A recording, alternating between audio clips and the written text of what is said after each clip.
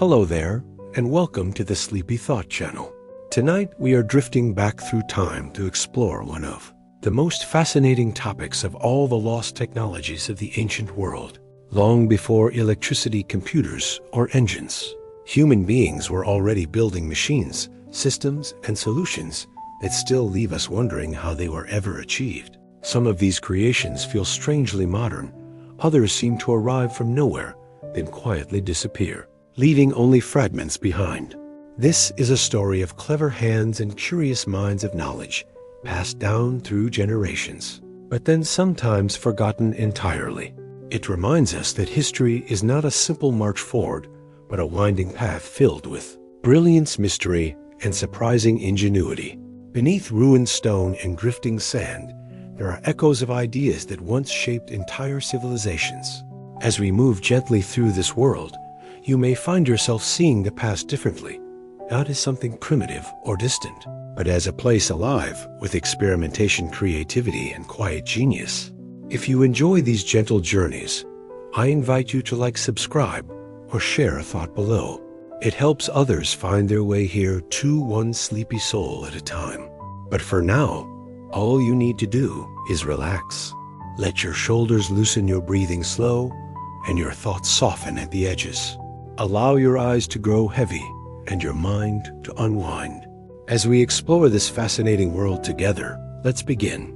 Roman concrete still outlasts modern mixes, even when battered by seawater along battered coastline. Some ancient piers and breakwaters have taken wave after wave for ages, while newer materials nearby can crack and crumble in a fraction of the time.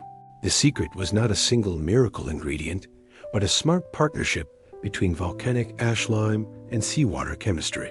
As water worked its way into the mixture, new minerals could grow inside tiny gaps, knitting the structure tighter instead of weaker. It is the opposite of what we expect from erosion. You can almost picture Roman builders watching a shoreline and choosing to build with it rather than against it. This was engineering with patience, designed for decades, but stretched into centuries. Today, researchers study these ancient blocks like detectives looking for clues that might make modern construction stronger and cleaner. There is something humbling about a material that improves with time. Egyptian pyramids were aligned with astonishing precision using simple sky observations. Stand beside a pyramid at dawn, and you feel it. The structure is not only heavy, it is oriented as if it belongs to the planet itself. The builders did not need satellites or lasers to find direction. They have the sky, careful repetition, and the willingness to measure again and again until the answers settled into place.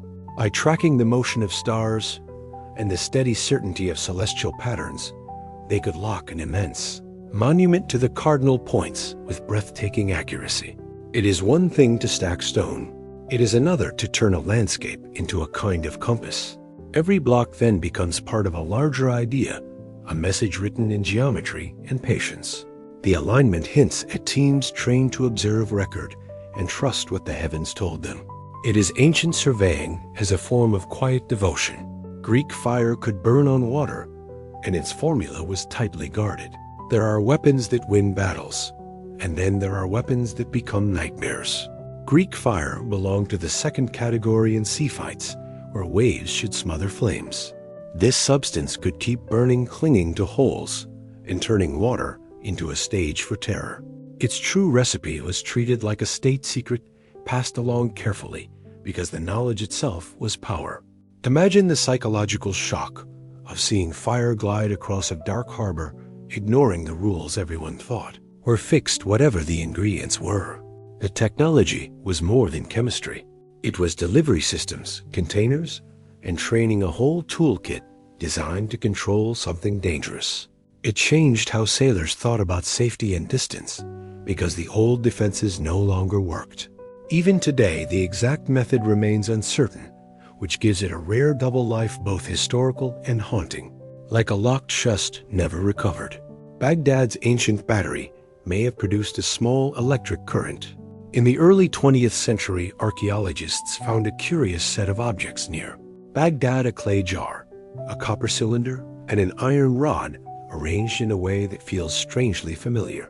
If you had an acidic liquid, the setup can generate a modest electrical charge, a kind that could tingle, or power a small effect that does not automatically mean it was meant as a battery.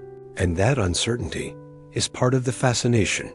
Was it a practical tool, perhaps used in metalwork for plating? Or was it something else entirely, a container with a different purpose that only resembles modern circuitry by coincidence? Either way, it forces a delightful question into the room. How often do we overlook the ancient world's experiments because we do not expect them? Sometimes technology is not a straight line. Sometimes it is a spark that appears, then vanishes, leaving us to argue over the ash. The Antikythera mechanism may have been the world's first calculator, and it was thousands of years ahead of its time. Imagine lifting a crusted lump from a shipwreck, then realizing it once behaved like a tiny cosmos. Inside were bronze gears, cut with such care that when turned they could mirror the rhythms of the sky, the steady drift of months, and the return of familiar cycles. It was not a simple calendar. It was a mechanical way to think, a device that translated abstract astronomy into motion you could feel with your fingertips. Picture an ancient owner turning a knob and watching pointers creep forward, not to guess, but to anticipate. In a world lit by oil lamps, this was precision made portable. It hints at workshops where metal workers and astronomers spoke the same language and where knowledge was built into hardware. The most startling part is not that it existed, but that it was possible at all. Ink and stonework fit so perfectly, you cannot slide a blade between blocks. In the Andes, you can run your fingers along the wall and feel stones meeting like puzzle pieces, each edge shaped to embrace the next. No mortar, no filler, just weight geometry and craftsmanship so refined that even centuries of earthquakes have struggled to pull it apart. The stones are often irregular, not the easy rectangles of modern brick, which makes the fit even more astonishing. This was not only artistry, it was a strategy for survival. The joints allowed tiny movement during shaking, then settle back, sharing stress across many surfaces instead of snapping in one weak line. Imagine the process of testing a stone, lifting it away, shaving a fraction, setting it back, repeating until the seam disappears. It is slow work, but it creates a kind of calm confidence in the finished war. You can sense the builder's thinking in 3 dimensions, turning mountains into architecture. Archimedes built war machines that turned geometry into battlefield power. Archimedes is often remembered as a mind and a bath, but his brilliance also had a harsher stage. During the defense of Syracuse, he was credited with designing devices that used leverage, torsion, and timing to make a smaller force feel enormous. The story is not only about gadgets. It is about seeing the world as a set of principles you can bend to your will. A lever becomes a promise. A pulley becomes multiplied. Strength, a carefully calculated angle, becomes the difference between safety and collapse. Even when later writers embellish the details, the core idea remains clear. Abstract mathematics could step off the page and onto the walls of a city under siege. Picture soldiers watching a machine swing into motion, not by brute force alone, but by understanding. It is a reminder that knowledge can be protective and frightening, depending on who holds it and why they use it. Ancient Chinese seismoscopes detected distant earthquakes without electronics or computers. In the 2nd century, an inventor named Zhang Hen designed a device that could announce an earthquake you might not even feel. It was said to be a large vessel, adorned with dragons, each holding a small boar with toads waiting below. When a distant tremor sent subtle vibrations through the ground, an internal mechanism could release a ball from the dragon facing the direction of the quake. The sound of it dropping was the alert. Even if details have shifted in retelling, the concept is wonderfully bold. Translate invisible motion into a clear signal you cannot ignore. It is early instrumentation built on sensitivity and clever design rather than electricity. Imagine the court receiving word that a ball had fallen, dispatching help toward a region where buildings had already begun to crumble. The device turns the earth itself into a messenger, and it shows how seriously ancient societies took the task of reading nature's warnings. A lost library at Alexandria may have held blueprints centuries ahead of Europe. The Library of Alexandria has become a symbol of something fragile and precious concentrated knowledge. It was not only shelves of stories, but a gathering place for scholars who compared notes, argued, translated, and copied, keeping ideas alive by moving them between minds in that environment. Practical know-how could sit beside philosophy, and a clever design could spread quickly improved by the next greeter. The tragedy is that loss does not only erase titles, it erases connections. When a library disappears, you lose the quiet chain of influence that turns one invention into another. It is easy to imagine scrolls describing machines' measurements or methods that might have changed later history if they had survived or if they had spread more widely before disaster struck. We cannot know exactly what vanished, and that uncertainty is the ache of the center of the story. Alexandria reminds us that progress depends on memory. Meyer, engineers managed water like clockwork without metal tools or wheels in landscapes that swung between heavy rain and punishing dry seasons. Meyer cities had to solve a problem that was as urgent as it was complex: how to store, clean, and control water at scale. They shaped reservoirs, channels, and carefully planned surfaces to guide runoff where it was needed, rather than letting it vanish into porous ground. Some systems likely relied on layers of filtering material, helping keep stored water usable through long months. And all of this was done without iron blades or wheeled cards, which makes the achievement feel even more intimate, as if the solution was carved directly out of local knowledge and careful observation. Picture a city breathing with the seasons, its infrastructure designed to catch the sky when it arrived and hold it close. Water becomes a form of planning, and planning becomes stability. It is engineering that listens to climate instead of pretending climate does not exist. Some Roman roads still drain well, thanks to carefully LED foundations. A good road is more than a flat surface. It is a plan for what rain will do next. Roman builders treated water like an enemy that never sleeps. So they designed roads like living structures with layers that shed moisture and keep the core firm. Many were slightly crowned, so water ran off to the sides, and the stones beneath were arranged to keep the root from turning into mud. Picture a storm rolling in the sky, opening cards, still moving, feet still marching, because the roadway refuses to soften. That kind of reliability changes everything. Trade becomes steadier armies, moved faster towns, grew closer together. What looks like simple stone becomes a network of intention built to last through seasons. Not days when you walk on a surviving stretch. You are stepping on a lesson in maintenance and in thinking like a landscape. The Pantheon dome stays standing by using lighter concrete near the top. At first, the Pantheon feels impossible. A vast dome hangs above you like a stone sky. Yet it does not collapse. The trick is that the builders did not treat the dome as one uniform mass. They made it smarter as it grows. Lower sections carry the most stress, so they are heavier and stronger. Higher up, where weight becomes the enemy, the material becomes lighter, often described as using different aggregates, so the upper concrete weighs less. Then there is the covering, those sunken panels that are beautiful, but also quietly remove mass. You can sense the builder's mind at work, shaping strength by shaping weight. The oculus of the top is not only dramatic, it also reduces load of the crown. The whole structure becomes a conversation with gravity, answered with careful choices instead of brute force. Roman aqueducts kept water flowing using gradients too small to notice. If you stand beside an aqueduct, you might expect some steep plunge to make water hurry along. But the real marvel is how little sloop it needed. The channels were engineered with such gentle gradients that the flow could remain steady over long distances, even across uneven terrain. It is the kind of precision that disappears into the scenery because the drop is almost invisible to the eye. Yet, it had to be right. Too steep, and the water would scar the channel; too shallow, and it would store or collect silt. Imagine surveyors reading the land with instruments and experience, marking tiny changes and trusting their measurements across miles. Then imagine a city receiving clean water day after day, as if the hills themselves had been persuaded to cooperate.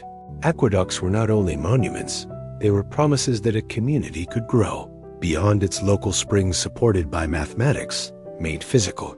Greek temples used subtle curves, so straight lines looked perfectly straight. Human eyes are strange. Give us a long, perfectly straight line, and we often see it sag. Ancient Greek architects noticed this, and instead of fighting reception, they designed for it.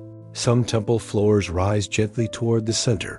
Some columns swell slightly, so they look alive rather than spindly. Even horizontal beams can carry a delicate curve. The result is architecture that feels astonishingly calm and balanced because it matches the way we actually see. This is not decoration. It is psychological engineering in stone. Picture the planning required carving and placing blocks that are not quite what they seem, all to produce a final impression of effortless straightness. It is a reminder that technology is not always gears and levers. Sometimes it is an understanding of the human body of vision and bias turned into a building that quietly corrects your senses. So beauty lands exactly where it should. Ancient builders lifted multi-ton stones using cranes powered by human tread wheels. When you picture a crane, you may imagine engines and cables, but ancient construction. Sites could raise enormous stones with people walking inside.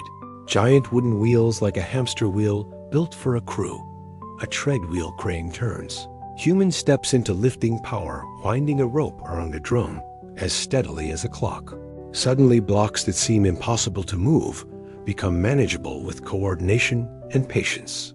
You can almost hear the creak of timber, the rhythm of feet, the shouted signals as a stone rises inch by inch. What makes it so striking is the elegance.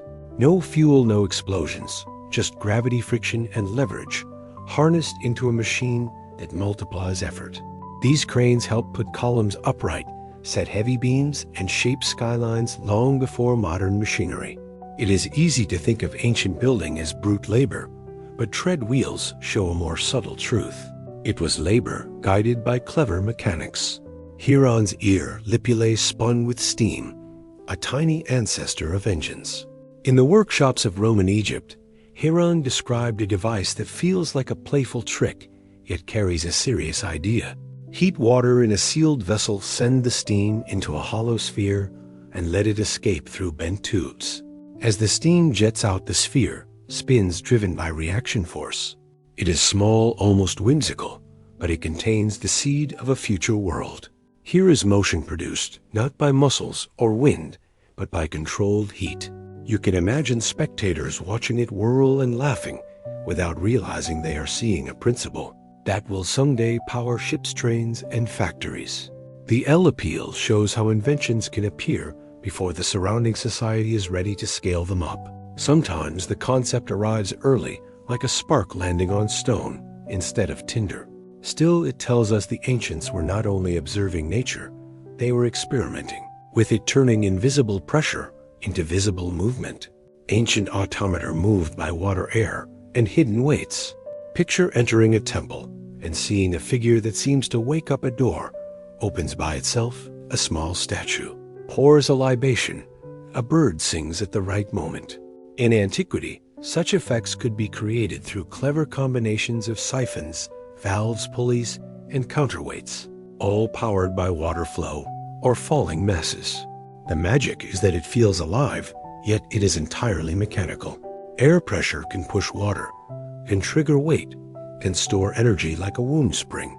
These devices were not only entertainment, they were demonstrations of control, showing that nature's forces could be shaped into predictable behavior for audiences that could feel like wonder.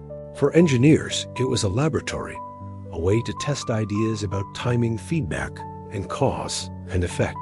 When you learn about ancient automata, you start to see a long lineage leading to clocks, machines, and even robots.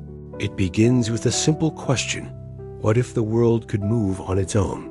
Mechanical theaters in antiquity staged moving scenes with gears and ropes long before cinema. Some performances included a hidden layer of machinery that made scenes transform in front of an audience. Imagine the miniature stage, where a ship glides across painted waves or a guard appears at precisely the right moment, not carried by human hands, but guided by gears, axles, and wound mechanisms. With ropes routed through the body of the structure, a single operator could trigger a chain of events, one motion pulling another, like a story told by physics. These were not rough tricks. They required planning, choreography, and an intuitive grasp of mechanical sequencing. The true artistry was timing.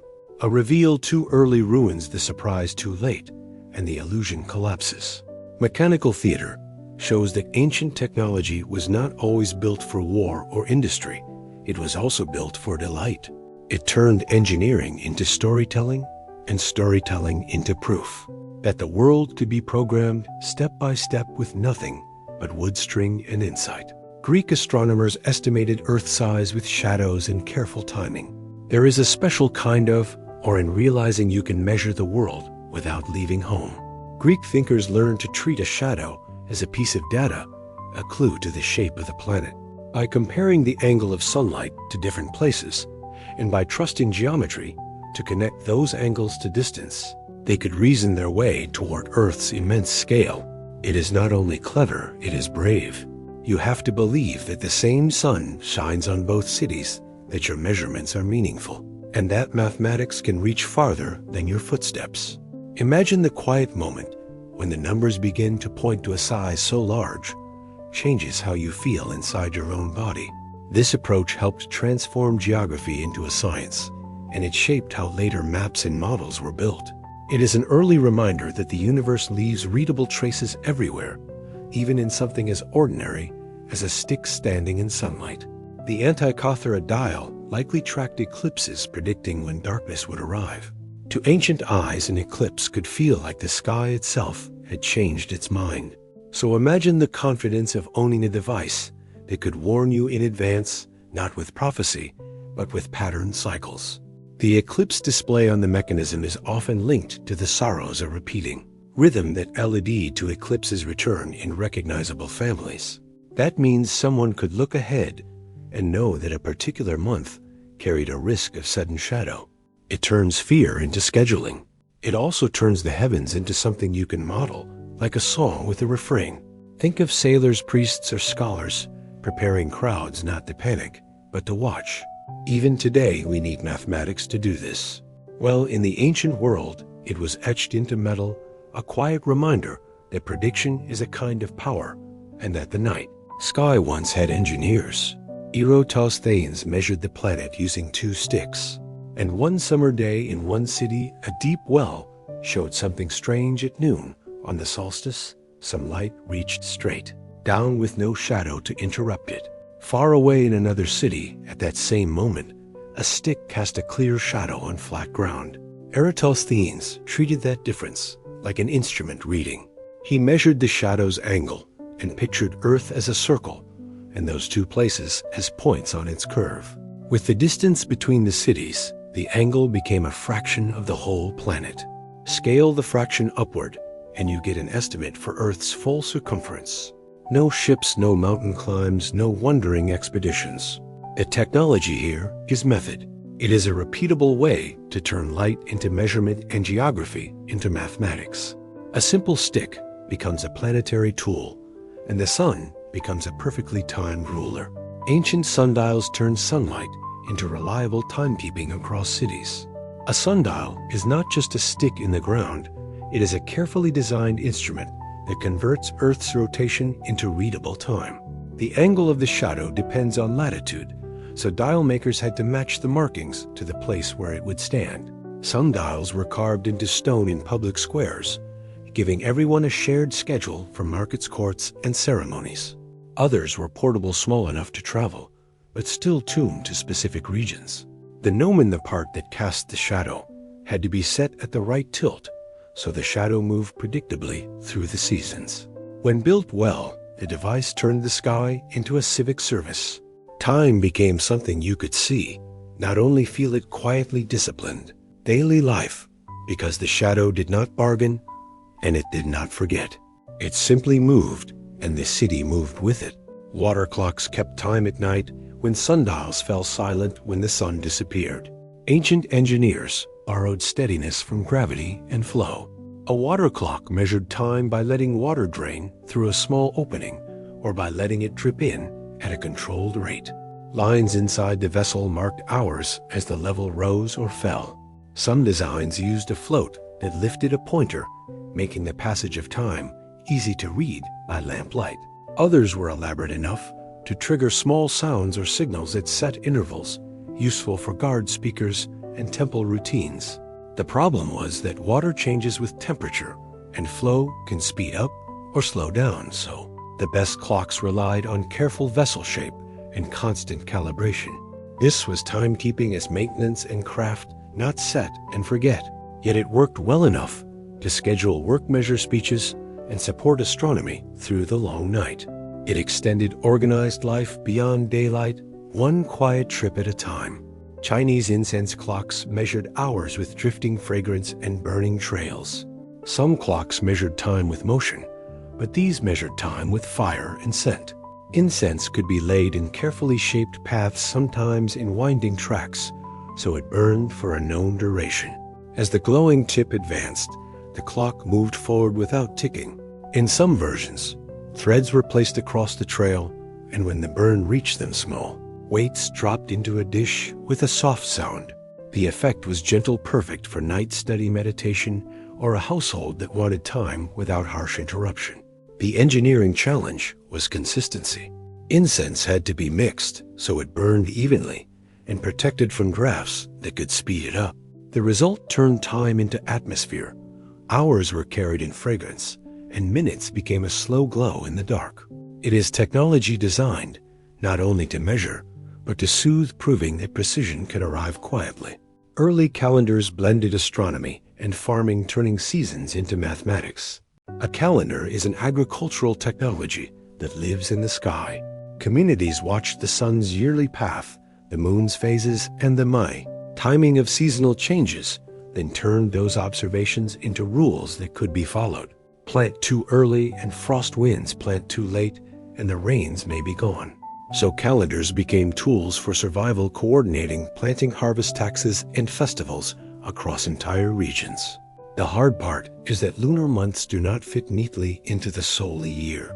To stay aligned with seasons, many systems added extra days or extra months according to a schedule, a kind of built-in correction that is mathematics and service of food. It also created shared agreement.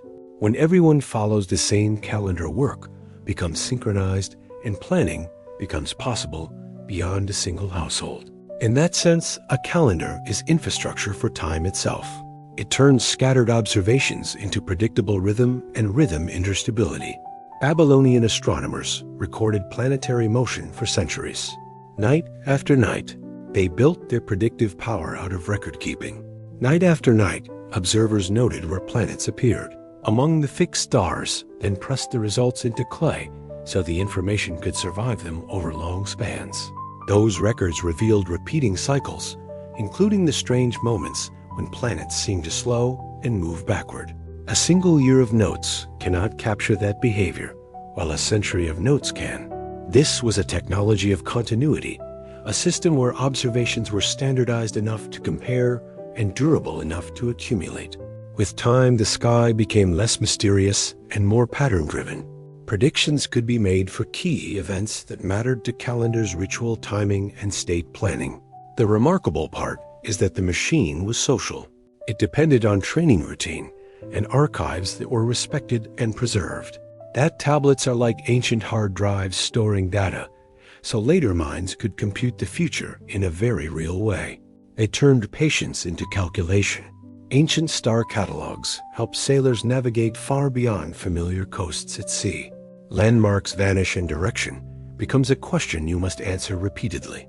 Star catalogs provided dependable answers by naming stars, grouping them into recognizable patterns, and noting how they rise and set. Some stars circle the pole and barely move, offering a steady reference for north. Others rise at no points on the horizon, helping sailors keep a heading through darkness. This knowledge had to be precise enough to teach. It was often passed along with stories, so it could be remembered under stress when cold wind and fear make memory slippery. With a learned sky, a navigator could hold a course even when the coastline was gone and return without guessing. The technology is not only the list of stars, it is the shared standard, the agreement that this pattern means this direction and that this height means this latitude. Star catalogs turned the night sky into a tool you could carry, and they expanded the reach of trade travel and exploration. Polynesian voyages read waves and birds, crossing oceans without compasses. This navigation was built from observation, so deep it became instinct. Swells travel across the ocean in long patterns, often arriving from consistent directions, even when local winds shift. Skilled navigators learn to feel those swells through the motion of the canoe and the pull underfoot. They also watched birds because some species fly out to feed and return toward land, offering hints when nothing else is visible. Clouds could signal islands by forming differently over warm land and floating plants or changes in. Watercolor could whisper that shore was nearer than it seemed. The technology here is a trained system, sometimes described as a mental map, built from many small signals combined into one decision. It required apprenticeship memory and constant correction. It was not lark. It was method carried in people instead of instruments, and it achieved something that still feels astonishing. Open ocean crossings planned and repeatable, made with no needle pointing north, only knowledge tuned to sea and sky. Viking sunstones may have revealed hidden sunlight through cloudy skies in northern waters. Cloud cover can erase the sun for days, and losing the sun means losing direction. A sunstone, often linked to crystals like Iceland's spa, can interact with polarized light, which remains patterned even when the sun is hidden. By rotating the crystal and watching how brightness shifts, the navigator may infer where the sun sits behind haze. The historical details are debated, but the physics is solid and the need is obvious. What makes the idea thrilling is that it turns light itself into data, not warmth, not glare, but structure. It suggests a form of navigation that works when the horizon is dull and the sky offers no clear pointer. Picture a ship in gray seas, no landmarks, no shadows, only fog. A small crystal becomes a quiet instrument, giving the crew a way to regain their bearings without waiting for clear weather.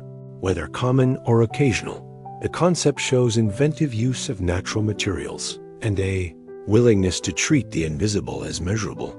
The magnetic compass began as lodestone, a rock that points itself. Lodestone is one of those discoveries that feels like a trick until it repeats. Float it on water or hang it so it can turn freely, and it will settle into a preferred direction guided by Earth's magnetic field. Early users did not need to know why it worked to recognize that it did. Once direction could be carried, travel changed. A merchant could keep a route through fog. Caravan could stay oriented across featureless land. A sailor could check heading when stars were hidden. The next step was refinement, turning a natural magnet into a shaped pointer, then into a needle that could be mounted and protected. But the heart of the technology is that first reliable alignment, a rock behaving like a guide. It introduced a new kind of trust, faith in an unseen property of the planet, verified by consistency. The compass made navigation less dependent on weather and memory, and it quietly expanded the map of the world by reducing uncertainty. Ancient Chinese engineers built chain pumps to lift water for irrigation. Picture a river flowing calmly at the bottom of the field while crops above it thirst. The chain pump answered that problem with the loop, but never stops. A chain ran over wheels, carrying paddles or small scoops that grabbed water below and delivered it upward in a steady stream. Unlike carrying jars, this machine turned effort into continuity, which is the real miracle. One person or an animal could keep it moving, and the water would keep climbing evenly, patiently, minute after minute. Farmers could feed terraces, refill canals, and expand planting into land that gravity tried to deny. The design is also beautifully scalable.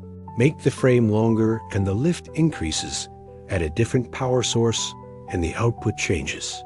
It is ancient automation in its purest form, converting repeated motion into dependable supply and turning water control into food security. The shadow lever let one person raise water with ease.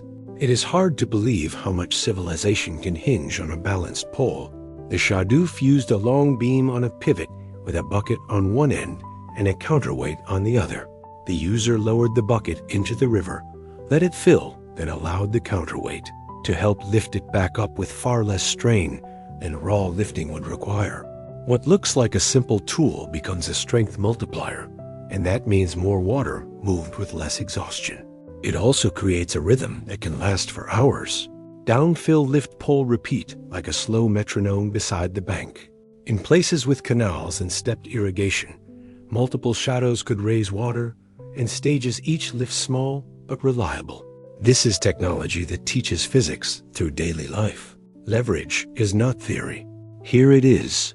Crops surviving heat, gardens staying green, and communities growing confident around dependable water. Persian canates carried groundwater for miles hidden beneath desert heat. In deserts, the sun is a thief stealing water through evaporation almost as soon as it appears. Cannot solve this by moving water underground, where shade is permanent.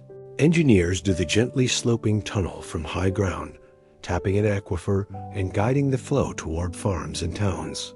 Vertical shafts were opened along the route, both to remove soil during construction and to allow maintenance later. From above, those shafts can look like a dotted trail across the landscape, marking a secret river beneath your feet. The slope had to be precise. Too steep, and the tunnel would erode; too shallow, and the water would stall. When it worked, it delivered a steady, cool supply without pumps, fuel, or exposed canals. This was infrastructure built into the earth itself, a long-hidden machine that turned geology into agriculture and made settlement possible where surface water could not be trusted. Nemadian reservoirs captured rare rains, keeping Petra alive in stone. Petra's beauty can distract you from its most important invention, which was water control. In a place of sudden dangerous floods, the Nabateans learned that storms arrived like brief visitors, pouring hard and vanishing. So they engineered the landscape to catch and keep that gift. Channels carved into rock guided runoff toward systems. Dams and diversion walls tamed flash floods that could otherwise tear through the valley. Storage systems held water for long dry stretches, supporting people, animals, and trade. The technology was not a single structure, but a coordinated network that turned chaos into supply. It also demanded constant upkeep, clearing silt and checking pathways, because one blocked channel could waste an entire storm. Imagine the planning behind it, mapping how water would move across cliffs and galleys, then reshaping stone so the city could drink. Later, Petra was not only carved, it was engineered to survive its own weather. Roman siphons pushed water through valleys, defying everyday intuition. Most people expect water to behave like a tired traveler, always moving down and never climbing. Roman siphons challenged that intuition with sealed pipes and pressure. If water began high enough, it could be sent down one side of a valley and forced up the other, not by magic, but by the weight of the water column behind it. The system depended on strong pipes and tight joints because pressure could be intense at the lowest point. Batman careful material choices and confident workmanship, since a failure would burst the line. The payoff was extraordinary. Aqueduct routes no longer needed to crawl slowly. Around every valley, they could cross them directly. To an observer, it could look like water was climbing a hill when in truth, it was being pushed. This is applied physics turned into civic infrastructure. It shows Romans were not only builders of arches and channels, but engineers who could harness invisible forces and trust them to perform reliably. Hydronic mining used water pressure to peel mountains apart. Water can be gentle, but under pressure, it becomes a tool that bites stone. Hydraulic mining used directed streams to blast soil and gravel from hillsides, breaking up entire slopes into flowing slurry. The loosened material could then be washed into channels where heavier particles could be separated from lighter waste. The sheer scale is what shocks. Instead of digging with picks for years, a crew could reshape a landscape in weeks simply by controlling flow. This technique required hoses, nozzles, and water supply systems capable of delivering sustained force, which is a kind of engineering power plant, without boilers. It also came with consequences, sending sediment into rivers and transforming valleys downstream. That double edge is part of the story of technology. It can amplify human ability and amplify human impact at the same time.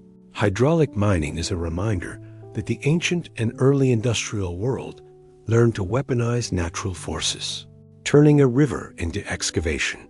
Ancient wells were lined with stone rings, preventing collapse for generations. A well is more than a hole. It is a long-term commitment to stability, cleanliness, and safe access. Stone lining rings turned fragile shafts into durable cylinders, resisting soil pressure and keeping walls from slumping inward. They also helped protect water from surface contamination because a structured lining reduced the chance of loose earth and debris falling in. Building one required planning, careful placement, and often standardized ring sizes so repairs could be made later. The practical effect was enormous. A reliable well anchor settlement, it supports cooking animals and agriculture, and it reduces daily labor compared with long trips to rivers. Imagine the relief of drawing water in a dry season and finding the shaft intact, clear, and usable year after year. This is quiet infrastructure that makes communities possible. It does not impress like a monument, but it changes survival into routine. Stone rings are technology designed to disappear into daily life, which is often the most powerful kind. Indus cities used covered drains separating waste from daily life. In the Indus Valley, some cities were built with a modern instinct. Keep dirty water moving away from people, and do it with planning, not improvisation. Covered drains ran along streets and beneath walkways, carrying wastewater out of neighborhoods. Instead of letting it pool in open channels, the covers mattered. They reduced odors, kept animals out, and prevented debris from turning the system into a stagnant trench. Access points allowed cleaning, suggesting maintenance was expected, not occasional. This is sanitation as civic engineering. It implies shared rules, coordinated construction, and a belief that public health was worth building into the city's bones. The result would have changed how a city felt. Cleaner streets, fewer standing puddles, and less contamination near homes. It is easy to think ancient urban life was inevitably filthy, but these drains argue otherwise. They show a society investing in invisible systems, the kind that work best when no one has to notice them. Manjadara homes sometimes had toilets connected to planned sanitation. The wonder here is that the technology appears inside ordinary houses, not only in palaces. Some homes included built-in spaces for washing and waste, designed so wastewater could be guided into the city's drainage network rather than dumped randomly. That suggests a coordinated urban plan where household design and street infrastructure were meant to work together. It also suggests expectations. If a home is built with sanitation in mind, then cleanliness becomes part of daily routine, not a luxury. The system required sloped channels, durable materials, and reliable outlets that did not back up after heavy use. It would also have required oversight, because one broken connection could affect neighbors. Imagine the daily ease of it, a family using a dedicated space and watching water disappear into a managed system instead of onto the street. This is domestic engineering with big consequences. It shows that advanced technology is not always dramatic. Sometimes it is dignified, practical, and quietly life-improving, built right into the home. Ancient baths with social technology, blending hygiene, heat, and community. A bathhouse was a carefully engineered environment, not just a big tub. It needed water supply, heating, drainage, and spaces designed for different temperatures so bodies could warm, sweat, rinse, and recover. That sequence turns bathing into a process, and the process turns into culture. People met, talked, negotiated, and rested in these spaces. So the bath also became a civic tool, a place where social life could unfold in comfort. The technology is in the orchestration. Heat had to be managed so rooms stayed usable. Water had to circulate so cleanliness did not become contamination.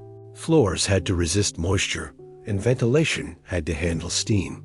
When it all worked, the bathhouse made a city feel more livable, giving citizens a shared place to decompress.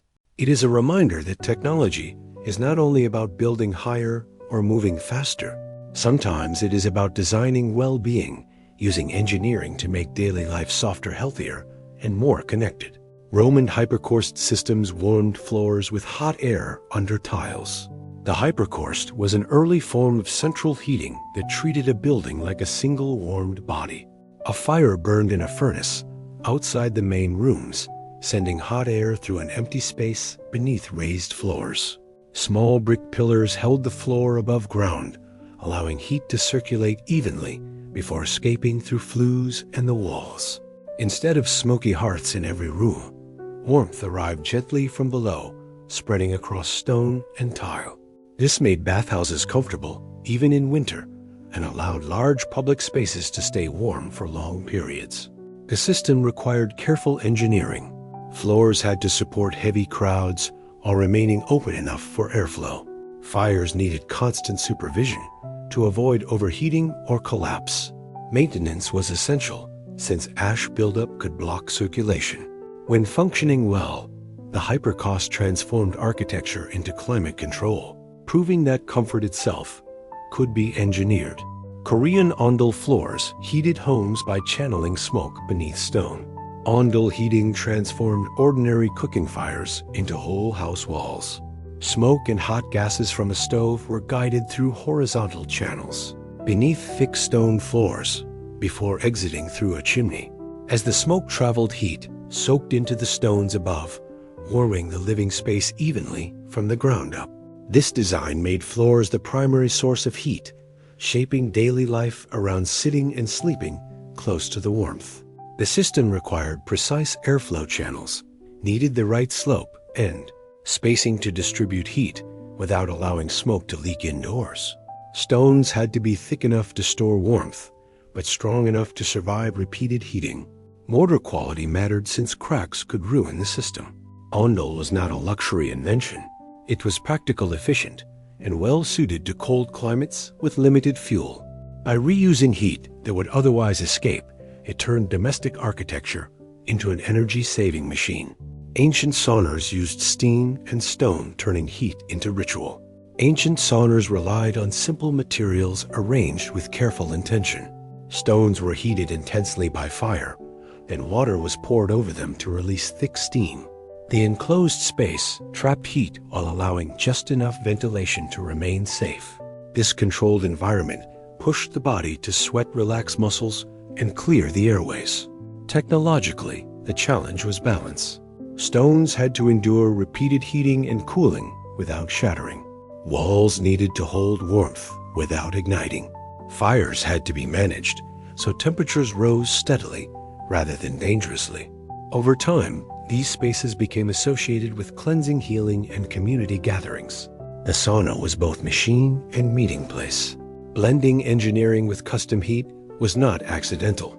It was shaped, moderated, and repeated reliably by mastering steam and stone. Ancient builders created environments that influenced health and social life, showing that technology could serve both physical needs and shared cultural rhythms. Early glassmakers mastered sand and fire, creating clear windows to light. Glassmaking required turning common sand into something entirely new through controlled heat.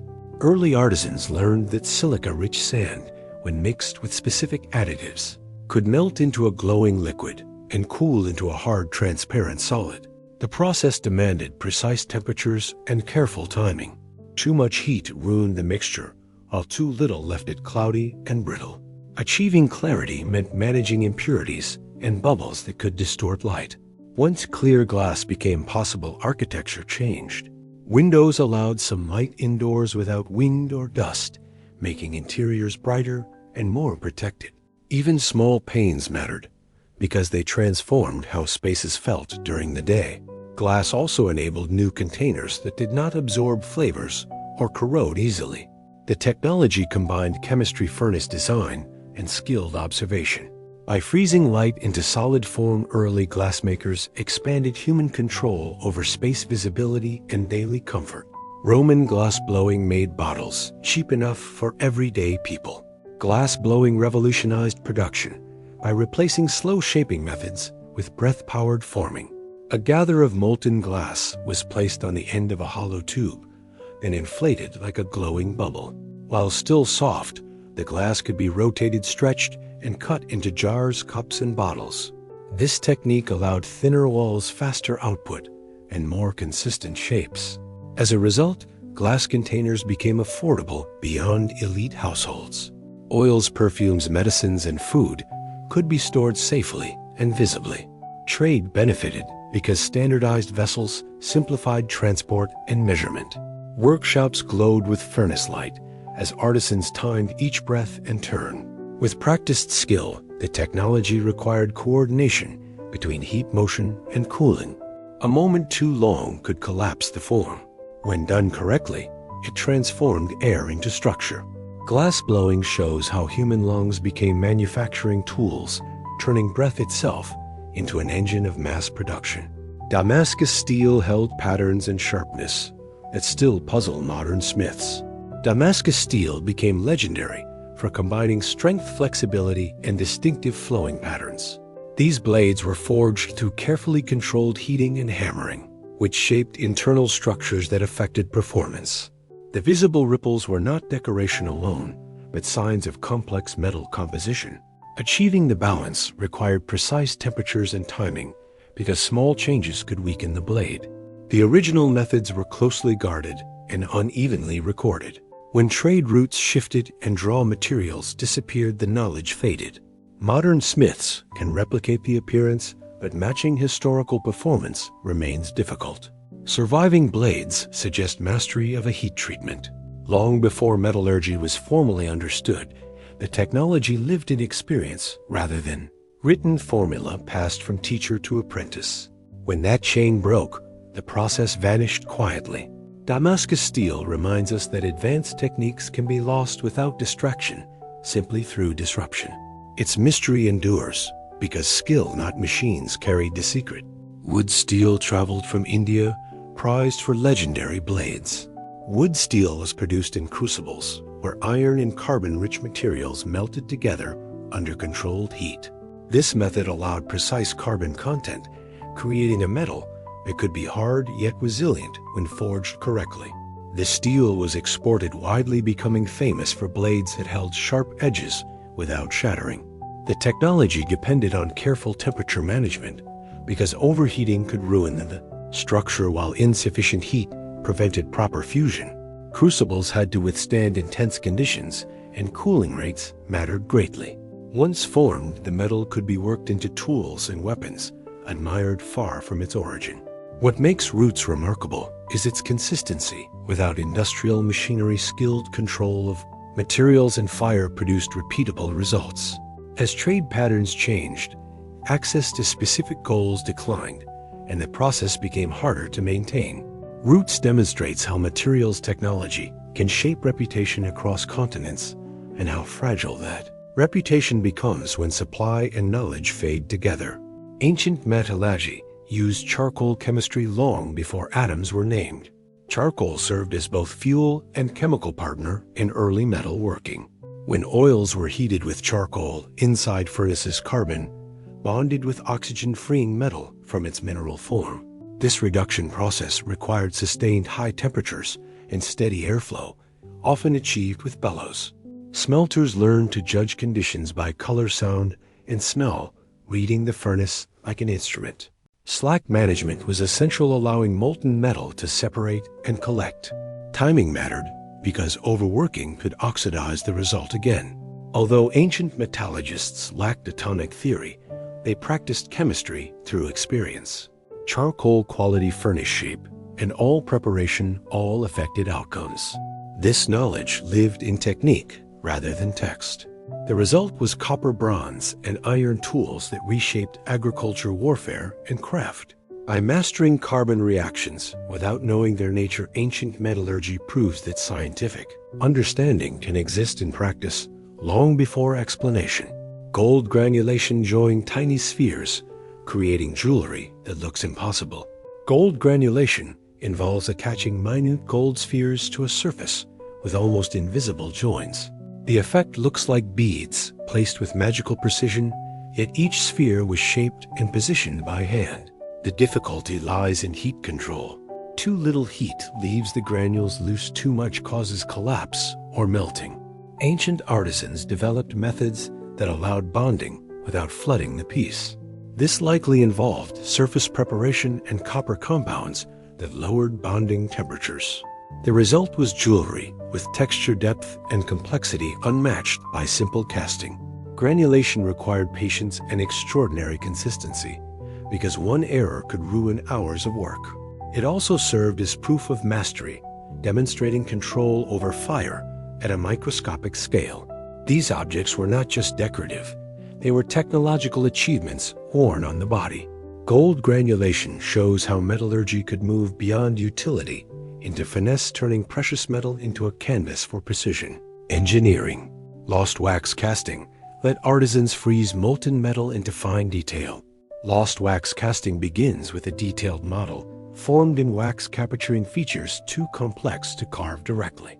The wax is encased in a mold, then heated so it melts and drains away, leaving a hollow space. Molten metal fills that cavity, taking the exact shape of the original. Once cooled, the mold is broken, revealing a precise metal form. This process allowed intricate statues, tools, and ornaments to be produced with remarkable realism. Technologically, it required understanding shrinkage, venting, and flow. Since metal behaves differently than wax, poor design could trap air or leave gaps. Successful casting demanded careful planning and experience.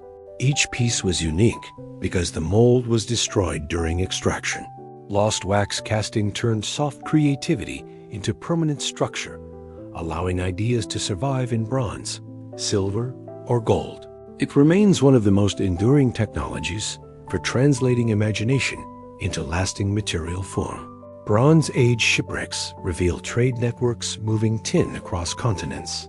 Bronze depends on tin, yet tin is rare and unevenly distributed. Shipwrecks from the Bronze Age show that this problem was solved through long-distance trade on an impressive scale. Cargoes reveal copper from one region paired with tin from another, sometimes thousands of miles apart. This means sailors, merchants, and shipbuilders were part of a coordinated system that kept metal production alive across entire civilizations. Ships had to be strong enough to carry heavy ingots, navigable enough to cross open water, and organized enough to deliver materials reliably. The technology is not just the ship itself, but the logistics behind it. Routes had to be known, ports had to be trusted, weights and expectations had to be shared. When a ship sank, it froze that system in place, preserving evidence of how interconnected the ancient world truly was. Bronze Age trade was not local improvisation, it was continental-scale supply management. Phoenician sailors spread alphabets, a technology of memory and commerce. An alphabet is a tool for storing thought outside the human mind. Phoenician sailors carried this tool with them as they traveled, trading not only goods, but a compact writing system that could be learned quickly. Unlike complex scripts, an alphabet reduced language to a small set of symbols that could be combined endlessly. This made record-keeping, contracts, and navigation notes far easier to manage across ports and cultures. The technology mattered because trade depends on memory that does not fade. Cargo lists, debts, and agreements needed permanence. As the alphabet spread, it adapted, shaping Greek, Latin, and many later writing systems. What began as a practical merchant's aid became a foundation for literature, law, and administration. The brilliance lies in simplicity. Fewer symbols meant wider adoption. Writing stopped being the domain of specialists and became a shared instrument. In that sense, the alphabet is one of history's most powerful technologies, turning speech into durable structure. Ancient coinage standardized value, turning metal into trust. Before, coins trade often required weighing metal or negotiating value repeatedly. Coinage changed this by stamping metal with an agreed guarantee of weight and purity. A small disc could now carry authority, saving time and reducing conflict. The technology involved metallurgy, die making, and political power. Because trust depended on enforcement, coins had to be consistent, hard to counterfeit, and widely recognized. Once established, they transformed markets. Prices became comparable, savings became portable, taxes became calculable, and metal itself mattered less than the promise attached to it. A coin was a contract you could hold. This innovation also reshaped states, allowing armies to be paid and infrastructure to be funded with standardized currency. The physical object was simple, but the system it enabled was complex. Coinage shows how technology can live in agreement as much as material. When people trust the mark on metal, economies expand beyond barter into abstract exchange. Roman surveying tools match land with surprising accuracy. Roman expansion depended on knowing land precisely enough to divide tax and build upon it. Surveyors used instruments like measuring rods, sighting tools, and right-angle devices to impose order on varied terrain. Fields were laid out in grids, roads aligned across hills, and boundaries recorded with care. The technology was systematic measurement, repeated consistently, so results could be trusted across regions. Surveyors were trained specialists whose work had legal force. A line they drew could decide ownership for generations. Accuracy mattered because errors multiplied when copied. Roman tools emphasized straight lines and right angles, simplifying complex landscapes into manageable forms. This approach allowed infrastructure to spread efficiently from farms to aqueducts. It also created maps that matched reality closely enough to guide future work. Roman surveying reminds us that technology often begins with seeing clearly and measuring honestly. Before concrete or stone, there was geometry applied to earth. The groma helped Romans lay straight roads across rolling terrain. The gromer was a deceptively simple device consisting of a vertical staff with cross arms and plumb lines. When set upright, it allows surveyors to establish right angles and straight lines with remarkable precision. Using it, Romans could project roads across uneven landscapes, holding a direction steady even when hills and valleys intervened. The technology mattered because straight roads saved time, improved logistics, and reinforced authority. A road that ignores local twists announces control. The groomer required careful setup and a steady hand, but it was portable and durable, ideal for expanding frontiers. Surveyors would sight along the hanging lines, align markers in the distance, and advance step by step over miles. Small arrows could grow, so discipline and repetition were essential. The result was a network of roads that still shapes modern geography. The gromer shows how a simple instrument used rigorously can redraw entire regions with lasting impact. Ancient engineers build arches that move weight into strength. An arch works by redirecting weight sideways rather than downward. Each stone presses against its neighbors, transforming gravity into compression that the structure can withstand. Ancient builders learned to exploit this principle, allowing openings to span wider spaces without collapsing. The technology lies in shaping stones precisely, so forces flow smoothly through the curve. Temporary supports were needed during construction, but once the keystone was set, the structure became self-supportive. Arches allowed bridges, aqueducts, and monumental buildings to rise with fewer materials than solid walls. They also lasted longer because compression suits stone better than bending. Understanding this required observation and experience, not equations. Builders learned which curves held and which failed. Over time, arches became reliable tools rather than risky experiments. This innovation changed architecture by making space flexible.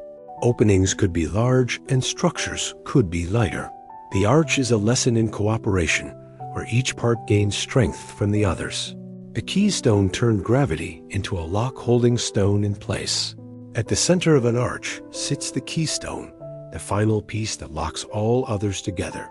Once placed, gravity presses it downward, forcing the surrounding stones outward and tightening the entire structure. Instead of causing collapse, weight creates stability.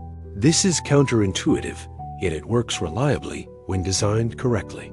The keystone allows arches to stand without mortar, relying on geometry and force alone. Its placement had to be precise because uneven pressure could crack stones or shift the curve. Builders often celebrate at this moment because removing the temporary supports proved the design success. The keystone represents a deep understanding of how materials behave on the load. It also symbolizes a shift in construction thinking. Strength does not always come from mass. It can come from arrangement. By using gravity as an ally, ancient engineers created structures that endured for centuries, demonstrating that careful design can outlast sheer weight. Domes were ancient sky machines spanning space without internal columns. A dome is an arch rotated into a circle distributing weight evenly around its base. This allows vast interior spaces to remain open, uninterrupted by supporting columns. Ancient builders mastered this form by layering materials, controlling thickness, and managing outward thrust at the base. The technology required confidence in geometry and materials because failure could be catastrophic. Domes created interiors that felt unified and monumental, often associated with temples, baths, and civic buildings. Light could enter from above, reinforcing the sense of enclosure beneath a single canopy. Structurally, domes balance forces in all directions, making them efficient but demanding. Builders experimented with materials, sometimes lightening the upper sections to reduce stress. When successful, a dome became a statement of mastery, proving that space itself could be shaped and held. These structures turned engineering into experience, creating environments that felt ordered, protected, and expansive, as if architecture had captured a piece of the sky. The corbel arch stacked stones to form passages without true arches. Before true arches were understood, builders found another way to span openings by stacking stones. So each layer projected slightly inward. They created a stepped opening that narrowed toward the top. When the stones met, a passage formed. His corbel technique relied on balance and weight rather than curved geometry. Each stone had to be heavy enough to stay in place, yet positioned carefully so the structure did not topple inward. The result was stable, but limited, because spans could not be very wide without risking collapse. Still, the method allowed doorways, chambers, and tombs to be built where arches were not yet available. It represents a transitional technology, bridging simple post and little construction and more advanced arch systems. Corbel arches show how builders solved problems incrementally, using what they understood to push boundaries safely. They are reminders that engineering advances often arrive step by step, not all at once. Timber framing used joints, so tight nails were sometimes unnecessary. Timber framing relies on carefully cut joints that lock beams together through shape rather than fasteners. Mortise and tenon joints, pegs, and interlocking angles allowed wooden structures to carry heavy loads while remaining flexible. This flexibility mattered because wood expands, contracts, and moves with humidity and temperature. Rigid connections would crack, but shaped joints could adapt. The technology demanded skilled carpentry because errors weakened the whole frame. Each beam had to be cut precisely to match its partner. When assembled correctly, the structure distributed weight efficiently and could last for centuries. Timber frames also allowed buildings to be repaired piece by piece, replacing damaged sections without dismantling everything. This approach treated buildings as living systems rather than fixed objects. Timber framing shows how material understanding leads to durability by working with wood's nature instead of against it. Ancient builders created structures that survived storms, settling, and time itself. Mortise and tenon joints held ships together, surviving harsh seas, long before metal fasteners were common. Shipbuilders relied on geometry, carved into wood itself. Mortise and tenon joints allowed planks and frames to interlock, spreading stress across surfaces rather than concentrating it on nails. Pegs driven through the joint locked the pieces in place while still allowing slight movement. This flexibility mattered at sea, where waves constantly twist and strain a hull. A rigid structure would crack, but a jointed one could flex and recover. Crafting these connections demanded precision because a loose fit weakened the ship, while a tight one risked splitting timber. Builders learned through experience how wood behaved when soaked, dried, and bent by motion. The result was vessels capable of long voyages without catastrophic failure. Mortise and tenon construction turned carpentry into structural engineering, allowing ships to endure storms, heavy cargo, and repeated travel. It is a reminder that durability often comes from cooperation between materials, not brute force alone. Ancient shipbuilders sealed seams with pitch fibers and patient craft. Keeping water out was as important as keeping structure together. Ancient shipbuilders packed seams between planks with fibers, such as hemp or plant material, then coated them with pitch or resin. This combination created a flexible waterproof barrier that could expand and contract with the hull. The process required patience and skill. Too little packing left leaks, too much forced planks apart. Pitch had to be heated to the right consistency, then applied evenly before cooling. Over time, crews inspected and renewed the seals, treating maintenance as part of sailing life. The technology was not a single invention, but a practiced routine that kept ships afloat for years. Sealing methods allowed wooden vessels to cross open seas rather than hug coastlines. By mastering leakage control, ancient builders transformed wood into a viable ocean material. Every successful voyage depended on these quiet seams holding firm beneath constant pressure. Greek triremes were engineered for speed, using light hulls and rhythm. Speed was survival in ancient naval combat, and triremes were built with that goal in mind. The long, narrow hulls reduced drag, while 3 tiers of oars provided powerful acceleration. The key technology was coordination.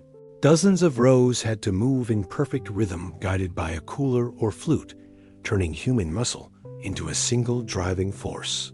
The hulls were kept light, sacrificing heavy armor for maneuverability. This allowed rapid turns, sudden bursts, and precise ramming strikes. Structural design balanced strength with minimal weight because excess mass slowed response. Training was as important as construction, since an uncoordinated crew wasted the ship's potential. The trireme was not just a vessel, but a system combining architecture, human timing, and tactical intent. It represents engineering optimized for a specific purpose where success depended on harmony between design and disciplined motion. Roman ballistae 5 bolts with twisted rope springs like giant crossbows. The ballista transformed stored tension into devastating force.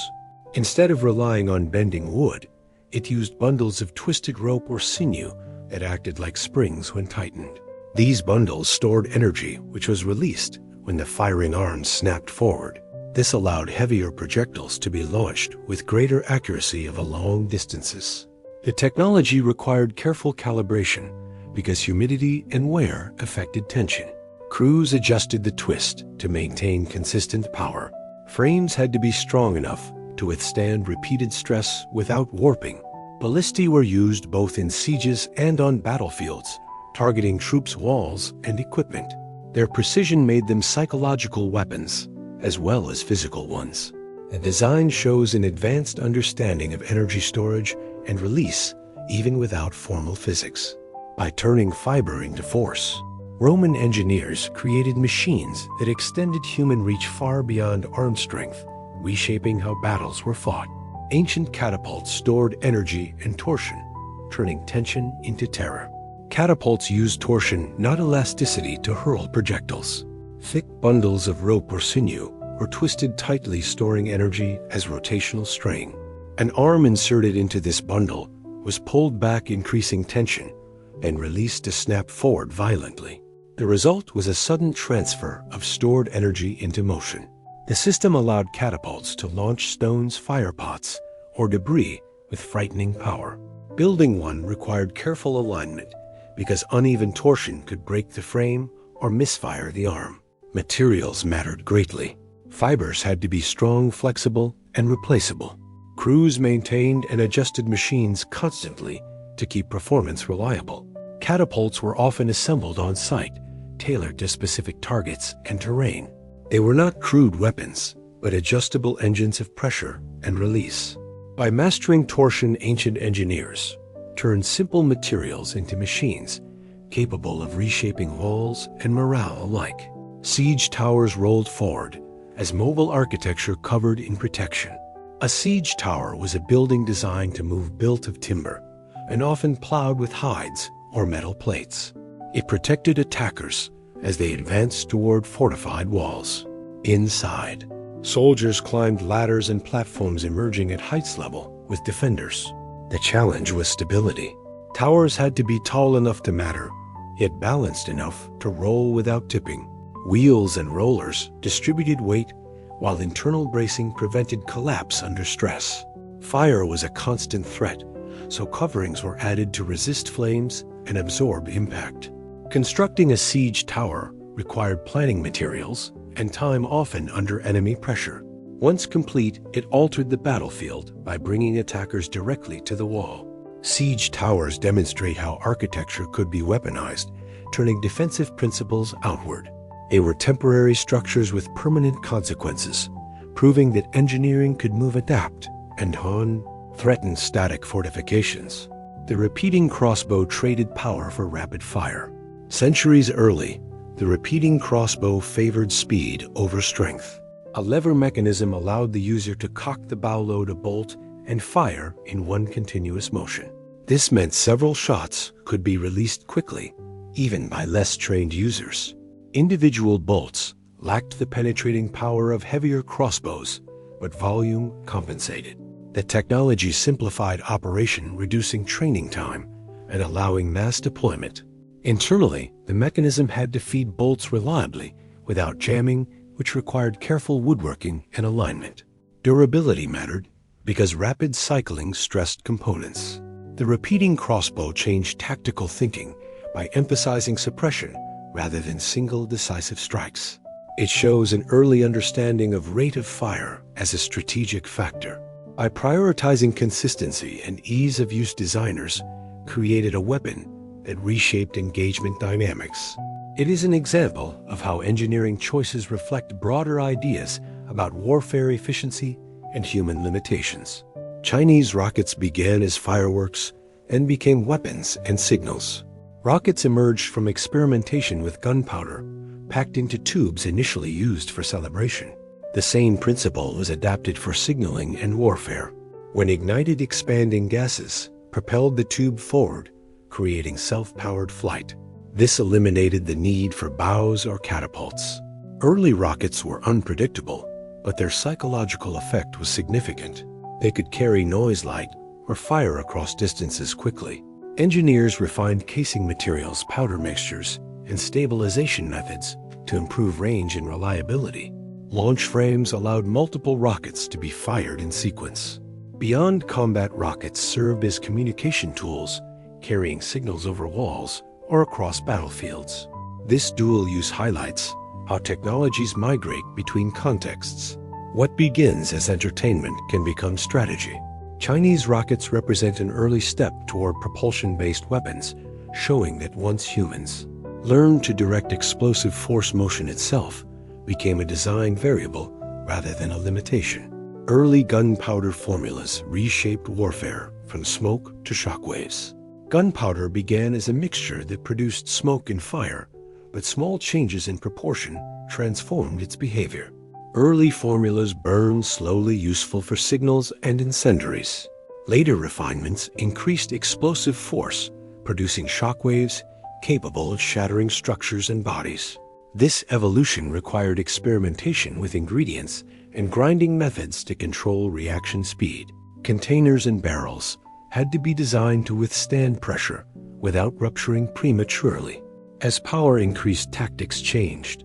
Fortifications that once resisted siege weapons became vulnerable. Armor lost effectiveness, noise and fear became weapons themselves. Gunpowder also demanded new safety practices because storage and handling carried constant risk.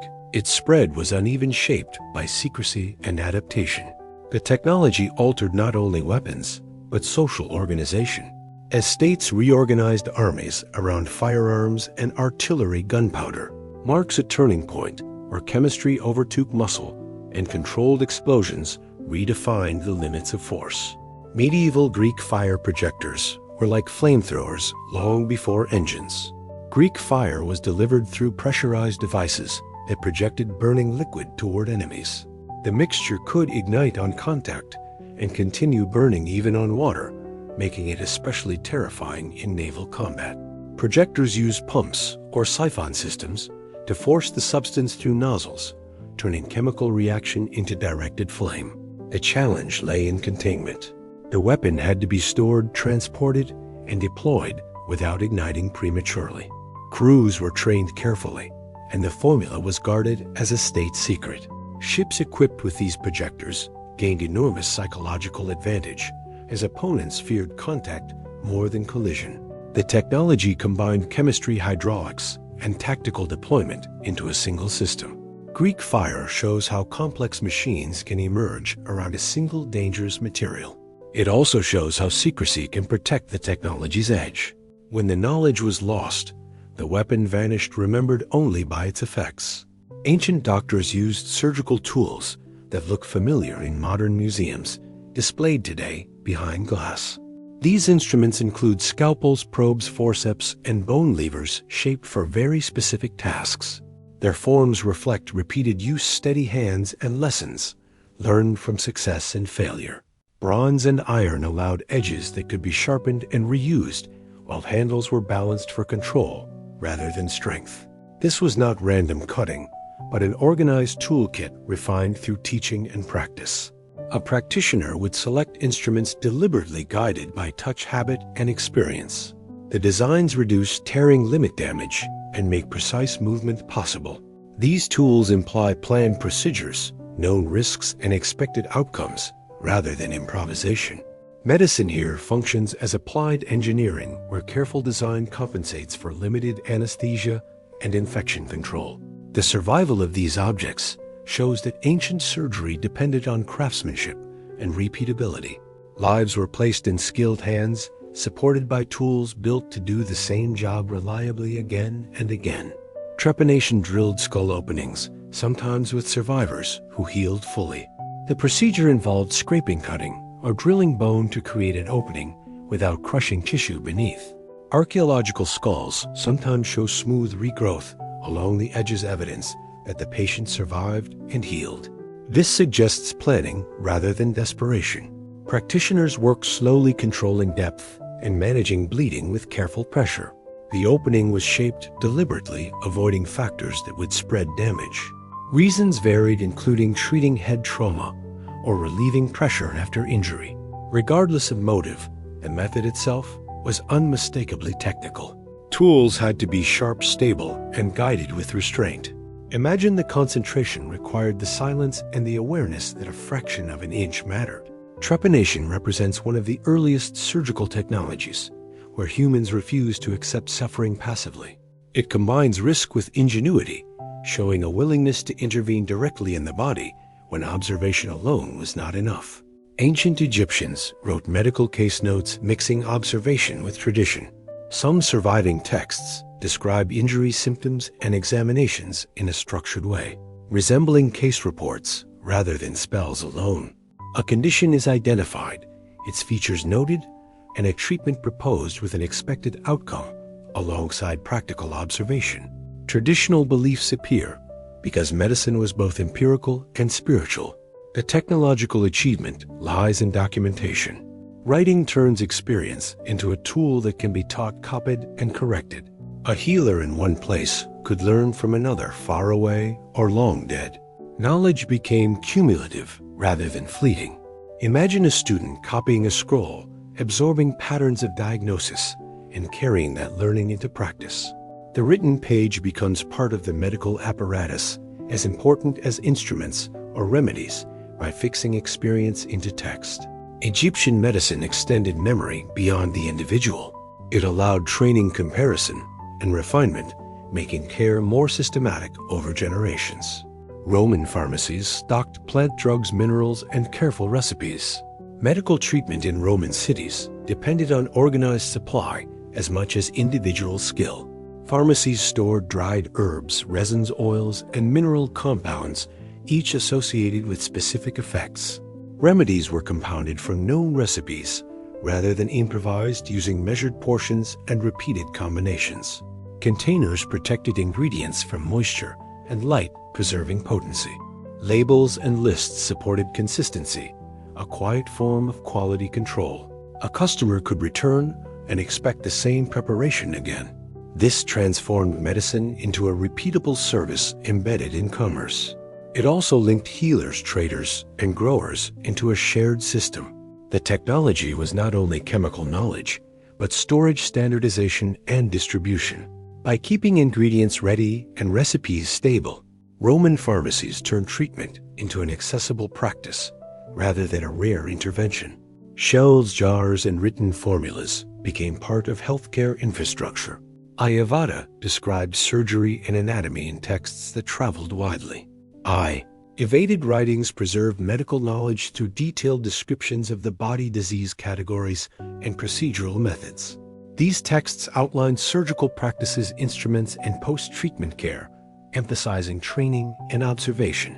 Knowledge was structured so it could be taught systematically rather than guessed. As many scripts traveled, ideas moved with them, adapting to local plants and customs while retaining core principles. The technology here is organization. Diagnosis follows patterns, treatments follow sequences. Practitioners learn frameworks rather than isolated tricks. This makes medicine transferable across regions and generations. Imagine a teacher instructing students from a written guide, then sending them into practice with shared expectations. Writing stabilized technique while allowing refinement. Ayurveda shows how medical technology can exist as a disciplined system, not just tools. It demonstrates that surgery and anatomy were studied, recorded, and debated, creating a living tradition capable of persistence, revision, and wide influence. Ancient Chinese medicine mapped pulses as information like living clocks. A pulse was treated as a complex signal rather than a simple beat. Practitioners examined speed, strength, depth, and texture at multiple positions along the wrist. Each variation was thought to correspond to internal conditions. This required extraordinary sensory training because differences could be subtle. Fingers became instruments calibrated through long practice. The method allowed repeated measurement without cutting or probing, turning the body into a turned diagnostic device. Over time, changes could be tracked, comparing today's reading with yesterday's. The technology lies in standardization of touch and interpretation. Positions were named, qualities were categorized. This created repeatability, which is the heart of measurement. Imagine a quiet examination, the practitioner listening through skin counting, comparing, and deciding even without modern anatomy. This system represents an attempt to quantify internal state through external signals using human perception as finely tuned equipment. The first prosthetic toes in Egypt helped real people walk. Archaeological examples show crafted replacement toes shaped for wear, not ceremony. A big toe is critical for balance and forward motion, especially when walking in sandals. Replacing it restores stability and reduces strain elsewhere in the body. These prosthetics had to fit comfortably, attach securely, and survive repeated use that demands understanding of anatomy, load, and movement. Strap shaping and materials were chosen to avoid pressure points and abrasion. Signs of wear indicate daily use, not symbolic placement. Imagine learning to walk again, trusting a crafted object to bear weight step after step. This is engineering directed at dignity and function. It also implies feedback because discomfort would require redesign. Prosthetics represent technology at its most personal. They do not dominate landscapes or armies. They quietly restore independence, turning craftsmanship into mobility and allowing life to continue with fewer limits. Roman VUM fund surgery tools suggest cataract treatments long ago. Specialized instruments indicate procedures aimed at restoring vision rather than only treating injury. Cataracts cloud sight, and some ancient methods attempted to displace or remove the obstruction. This required extremely fine tools and controlled movement. Because the eye tolerates little error, the presence of such instruments implies repeated practice and refinement. A tool is not made delicate without need. Imagine the preparation, the lighting, the restraint, and the concentration required to work on such a sensitive organ. Outcomes were uncertain, but the attempt itself shows technological ambition. Practitioners sought to recover function, not merely manage to climb. Tools suggest strategies, and strategies imply shared knowledge. Even partial success would have been life-changing for patients. Eye surgery represents an advanced frontier of ancient medicine, where risk was accepted in pursuit of restored sight. It shows how far surgical technology was willing to reach. Ancient dentistry used gold wire repairing teeth with steady hands. Dental pain can overwhelm daily life, making eating and speech difficult. Some ancient practitioners used thin gold wire to stabilize loose teeth or secure replacements. Gold was chosen because it bends without breaking and resists corrosion in the mouth. The work required precision because space is limited and tissue is sensitive. Wire had to be tight enough to hold yet gentle enough to avoid injury. This is small-scale engineering guided by touch. Imagine enduring the procedure without modern anesthesia. Motivated by relief and function, dental repair suggests specialized knowledge and patient trust. It also shows an effort to preserve rather than remove by stabilizing teeth. Practitioners extended usefulness and comfort. The technology is quiet but sophisticated, combining material science with anatomical awareness. Gold wire dentistry demonstrates that ancient medicine addressed quality of life, not only survival, using refined techniques for everyday problems. Ink itself was technology, binding salt gum in water into words. Ink required careful balance to flow smoothly and then stay fixed. Pigments like soot provided color, while plant gums bound particles together. Water controlled thickness and drying time. Too thin and marks spread too thick and pens clogged. Ink makers experimented until writing became crisp and durable. This technology multiplied every other one because instructions, laws, and records could now travel beyond memory. Imagine an administrator recording a decision, a healer copying a recipe, or a merchant tracking debts. Ink turned speech into objects and objects into systems. It enabled archives, contracts, and education. Without it, knowledge remained fragile and local. With it, ideas could outlive their creators. Ink is infrastructure for thought-supporting libraries and administration alike. By stabilizing marks on the surface, it allowed civilization to build on itself layer by layer across centuries. Papyrus turned reeds into pages, making information portable and cheap. The papyrus transformed wetland plants into one of history's first mass information technologies. By slicing reed stalks into thin strips, layering them crosswise, and pressing them together, makers produced flexible sheets that could be written on easily. Compared with carving stone or shaping clay, this method was fast and economical. Writing became lighter, faster, and more mobile. Messages could travel with merchants, officials, and scholars. Instead of staying fixed to walls or tablets, rules could be copied, stored, and transported with relative ease, allowing ideas to spread farther than memory alone.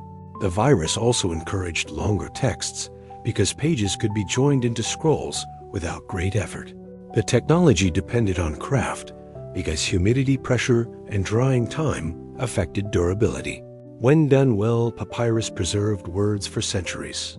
It turned plants into pages and pages into power, supporting administration, education, and culture across the ancient world. Parchment LED books survived damp centuries better than papyrus sheets. Parchment changed writing by using treated animal skin instead of plant fibers. Properly prepared, it resisted moisture folding and decay far better than papyrus. This made it ideal for regions with cooler or wetter climates where papyrus failed. The process required soaking, stretching, scraping, and drying hides under tension to produce smooth, durable surfaces. The result was strong enough to be written on both sides, reducing bulk and increasing efficiency. Texts copied onto parchment could survive generations of handling and storage. This durability mattered as libraries grew and books were reused, corrected, and recopied. Parchment also supported binding, making new book forms possible. The technology was labor-intensive, but the payoff was longevity. Knowledge stopped being fragile. A manuscript could outlive buildings and empires by turning skin into memory. Parchment helped preserve science, law, and literature through centuries of instability. A code. Decks replaced scrolls, making quick page turning possible. The codex reorganized writing into stacked pages bound along one edge. Unlike scrolls, it allowed instant access to any section without unrolling yards of material. This changed how people read, studied, and referenced information. Readers could flip, compare passages, and mark locations easily. The format also protected pages inside covers, reducing wear. Technologically, it depended on strong materials like parchment that could be folded without tearing. Finding techniques had to support repeated opening and closing. The codex encouraged indexing, chapter divisions, and pagination, shaping how knowledge was structured. It favored non-linear reading, which suited law, scholarship, and religion. Over time, it became dominant because it was practical. Carrying a codex was easier than managing scrolls. Storage was simpler, consultation was faster. The codex is not just a container, it is an interface that changed how minds interact with information. Ancient seals and signet rings. Protective identity before signatures. Before widespread literacy, identity needed a physical marker. Seals solved this by imprinting unique designs into clay or wax, confirming authorship and authority. A signet ring allowed its owner to carry that identity everywhere. Documents could be closed, marked, and verified at a glance, breaking a seal signal tampering. The technology combined craftsmanship with trust. Designs were distinctive and difficult to replicate, acting as personal keys. Seals were pressed onto containers, doors, and letters, extending control beyond physical presence. This made administration possible across distance. Officials could issue orders, merchants could secure goods, and households could protect stores. The system worked because recognition was shared. Everyone knew whose mark mattered. Seals show how technology can secure information without numbers or codes. They transformed symbols into safeguards, allowing authority and authenticity to travel with objects rather than people. Wax tablets were reusable notebooks scraped clean for new thoughts. Wax tablets provided a flexible writing surface that could be erased and reused. A shallow wooden frame held a layer of wax, and a stylus pressed letters into it to erase. The surface was smooth, flat again. This made tablets ideal for drafts, calculations, lessons, and temporary records. Unlike ink on parchment, wax invited revision. Mistakes were not permanent. The technology encouraged learning and experimentation because writing could be changed without waste. Tablets were portable and durable, surviving drops, and traveled better than fragile sheets. They also supported privacy since text could be erased completely. In classrooms and offices, wax tablets acted as mental workspaces, holding ideas briefly before transfer to permanent form. They represent a different philosophy of writing, one that values process over preservation. Wax tablets show that erasability is itself a powerful tool, shaping how people think, practice, and refine ideas. The abacus made arithmetic tactile, speeding trade and accounting. The abacus turned numbers into physical positions that could be seen and felt beads or stones move. The long rods represented values, allowing complex calculations through motion rather than memory. This reduced error and sped transactions, especially in markets where speed mattered. The device externalized arithmetic, freeing the mind to focus on method instead of recall. Training mattered because skilled users could calculate faster than writing aloud. The technology adapted easily to different number systems, making it widely usable. Abasi were durable, portable, and required no ink or paper. Merchants could tally goods, taxes, and debts quickly, even in noisy environments. The tactile nature also supported teaching, helping learners grasp quantity through movement. The abacus demonstrates that computation does not require abstraction alone by turning numbers into object. It made mathematics accessible, reliable, and fast, supporting commerce long before electronic calculation existed. Babylonian base 60 math still echoes in our minutes and angles. Babylonian mathematics used base 60, a system, chosen fruits, many devices. This made fractions easier to manage in practical contexts like time and measurement. The system proved so useful that parts of it survived today. Hours divide into 60 minutes, minutes into 60 seconds, and circles into 360 degrees. The technology is not a tool, but a convention that shapes calculation. 60 allowed clean division by many numbers without long fractions. It supported astronomy, surveying, and record-keeping. Once adopted, it embedded itself deeply. Because changing number systems is costly, people build tools, habits, and knowledge around them. Babylonian math shows how a decision can echo for millennia. It also reveals that abstract choices have physical consequences, shaping clocks, maps, and navigation. This numerical technology still structures how we measure time and space long after its creators vanished. Ancient accountants tracked grain and labor with tokens and clay. Before writing words, people counted things small. Tokens represented quantities of goods, such as grain or livestock. These were stored grouped and later sealed inside clay envelopes, marked with impressions. Over time, the impressions themselves replaced the tokens, becoming symbols. This system allowed administrators to track resources, labor, and obligations without relying on memory. It scaled well, supporting large communities and long planning cycles. The technology linked objects to meaning through agreement. A shape stood for a quantity. Clay preserved that agreement over time. Counting made complex societies manageable by turning production into data. It also laid groundwork for writing, because symbols gradually gained abstract meaning. This method shows how technology can grow organically from simple needs. Counting becomes accounting, accounting becomes administration. Clay and tokens became the foundation for economic systems that supported cities' trade and governance. Cuneiform began as bookkeeping, then grew into literature and law. Cuneiform started as simple marks pressed into clay to record transactions. Over time, those marks expanded into symbols representing sounds, ideas, and grammar. What began as accounting became a full writing system. This evolution shows how technology adapts once a tool exists. Clay tablets preserved records of trade, then contracts, then stories, prayers, and laws. Writing allowed authority to be fixed and consulted rather than remembered. It also allowed culture to outlive individuals. The technology required standardization, so symbols meant the same thing across regions. Training scribes became essential. Once established, cuneiform supported administration, education, and storytelling. It transformed memory into infrastructure by growing beyond numbers. It captured human experience in durable form. Cuneiform shows that innovation often begins with necessity, then expands into expression, turning practical tools into cultural foundations. Chinese paper making changed the world, turning hope into lasting memory. Paper making transformed plant fibers into thin sheets that were light, flexible, and absorbent. By pulping material, spreading it evenly, and drying it carefully, makers created a surface ideal for writing and printing. Paper was cheaper and more versatile than parchment or papyrus. It could be produced in large quantities, folded, bound, and stored easily. This lowered the cost of information dramatically.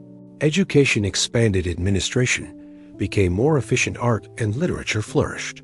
The technology also supported printing, multiplying its impact. Paper absorbed ink, while making text clear and durable. It spread, reshaped communication wherever it went. Knowledge became easier to copy and harder to lose. Chinese papermaking is one of history's most influential inventions because it amplified every written idea that followed by turning fibers into memory. It made information lighter, faster, and far more powerful. Movable type appeared in Asia centuries before Gutenberg's press. Movable type transformed printing by separating text into reusable units rather than carving whole pages. In East Asia, individual characters were made from clay, wood, or metal that arranged into frames to form pages. After printing, the characters could be redistributed and used again. This reduced preparation time for new texts and made large print runs practical. The technology required precision casting, careful alignment, and ink suited to repeated impressions. It also demanded organization because thousands of characters had to be stored and retrieved efficiently while complex. Scripts limited adoption in some regions. The principle was revolutionary. Printing became modular rather than fixed. Knowledge could be updated, corrected, and expanded without starting from scratch. Movable type represents a shift from copying to manufacturing information. It shows that the core idea behind modern printing existed long before industrial presses, waiting for materials and circumstances to align. The compass, paper, and gunpowder reshaped history through Chinese innovation. These three technologies altered navigation, communication, and warfare on a global scale. The compass allowed reliable orientation, even when stars or landmarks were hidden. Paper reduced the cost of writing and record-keeping, allowing information to spread widely. Powder transformed conflict by introducing explosive force. Each invention solved a practical problem, but together they changed how societies organized power. Trade expanded when navigation improved, administration grew when documentation became cheap, armies reorganized when explosions replaced muscle. The technologies traveled along routes of exchange, adapting as they went. They combined impact, reshaped exploration, governance, and military strategy far beyond their origin. What makes this remarkable is not just invention, but transmission. These ideas crossed cultures, languages, and borders, becoming foundations for new systems. Chinese innovation demonstrates how cluster technologies can amplify one another, producing changes no single invention could achieve alone. Ancient lighthouses guided ships with fire mirrors and towering design. Lighthouses turned fixed structures into navigational instruments. Elevated fires created visible signals that marked coastlines, harbors, and dangerous shoals. Height mattered because the farther the light traveled, the more warning sailors received. Some designs used polished metal surfaces to reflect and direct light outward, increasing range. Fuel had to be supplied constantly, and crews maintained the flame through wind and weather. The technology combined architecture, optics, and logistics into a single system. A lighthouse was useless without regular tending. When it worked, it transformed night sailing from gamble to guided approach. Mariners learned to recognize specific lights, associating them with safe passage. These structures reduced shipwrecks and expanded trade by extending travel hours. Ancient lighthouses show how stationary machines can influence moving worlds.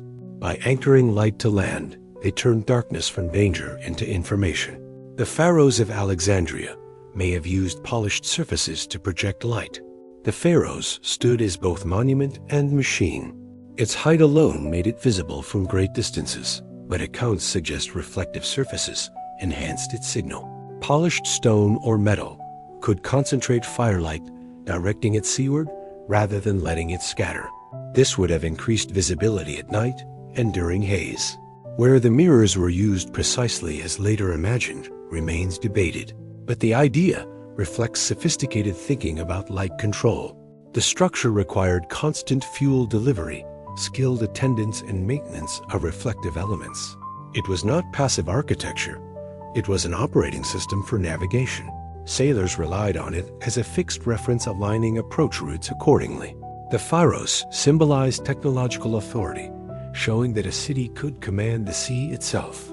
Its influence lay not only in height, but in function. It demonstrates how ancient builders combined scale and subtlety to solve practical problems at continental importance. Roman harbor cranes loaded ships with rotating booms and winches. Harbor cranes turned ports into efficient transfer zones. Tall wooden frames supported rotating arms, equipped with pulleys and winches. By winding ropes, workers could lift heavy cargo that would overwhelm manual hauling. Rotation allowed loads to swing between dock and ship without repositioning the entire machine. The technology required strong joints, durable rope, and careful balance to prevent collapse. These cranes sped loading and unloading, reducing time ships spent idle. Faster turnaround meant more trade and better use of fleets. The machines also reduced injury by shifting strain from backs to mechanisms. Harbor cranes demonstrate applied mechanics in everyday commerce. They made ports scalable, capable of handling larger vessels and heavier goods. By mechanizing lifting, Romans increased economic throughput without increasing labor. proportionally. It is infrastructure that multiplies effort, quietly proving that simple machines can drive complex systems. The Colosseum's awning system shaded crowds using ropes like a ship. Valerium was a massive retractable canopy stretched over seating to protect spectators from sun and heat. Sailors operated the system because it relied on maritime skills. Ropes, follies, and masts supported fabric panels that could be extended or withdrawn depending on whether the challenge was control. Wind could turn canvas into a dangerous force. The system required coordination and constant adjustment. Anchors fixed lines to surrounding structures, distributing loads safely. When deployed, the awning transformed comfort for tens of thousands of people. This was crowd management through engineering technology borrowed directly from sailing. Applying rigging knowledge to architecture, it shows how skills migrate between domains. The Colosseum was not only stone and spectacle, it was also a complex mechanical environment tuned to human comfort. The Valerium demonstrates that ancient engineering addressed experience as well as structure. Ancient theaters engineered acoustics, so whispers carried across stone seats. Theaters were shaped as listening devices. Semicircular seating, stepped rows, and hard surfaces reflected sound toward the audience. Builders adjusted angles and materials to enhance clarity without amplification. Stone benches and open skies worked together to reduce echoes and carry voices evenly. This required empirical understanding of sound behavior, gained through repeated construction. A poorly designed theater would fail its purpose. Successful ones allowed speech and music to reach thousands. The technology lies in geometry, applied to hearing. No wires or devices were needed, only careful shaping of space. Performers could rely on projection rather than shouting. Audiences experienced shared sound, strengthening communal experience. Ancient theaters show that engineering can operate invisibly, shaping perception without calling attention to itself. By mastering acoustics through form, builders turned architecture into an instrument, proving that space itself can be tuned. Greek masks may have shaped sound, acting like simple resonators. Theatrical masks covered the face, completely altering how voices emerged. Some scholars suggest their hollow forms amplified or focused sound, acting as primitive resonators. Openings around the mouth could project speech forward, while rigid surfaces prevented absorption.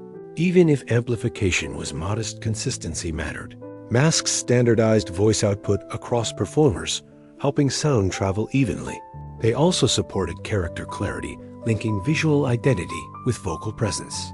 The technology blends costume and acoustics, showing that performance tools serve multiple functions.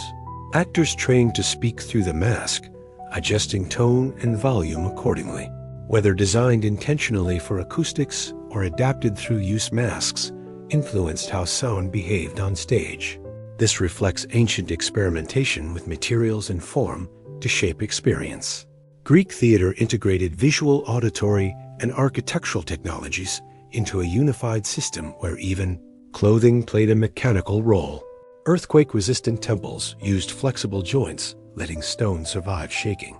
In seismic regions, rigid structures fail catastrophically. Some ancient builders addressed this by allowing controlled movement. Stones were fitted with joints that could shift slightly during tremors, absorbing energy instead of cracking. Interlocking blocks and layered foundations distributed stress. Rather than resisting motion, these designs accommodated it. The technology required understanding local conditions and accepting flexibility as strength. Elders observed which structures survived earthquakes and refined techniques accordingly. The result was architecture that endured repeated shaking while nearby buildings collapsed. These temples demonstrate resilience through adaptation. They treat the ground as dynamic rather than stable. By designing for movement, ancient engineers preserved sacred spaces across generations. This approach anticipates modern seismic design principles, showing that observation and iteration can yield solutions long before formal theory. Flexible stone construction proves that durability sometimes depends on yielding, not rigidity. In Japan, ancient pagodas swayed safely using central wooden spines. Pagodas incorporate a central column, that runs through the structure, acting as a stabilizing core during earthquakes. This find moves independently from outer layers, dissipating energy through motion. The building sways rather than shatters. Timber construction further enhances flexibility, allowing joints to absorb stress.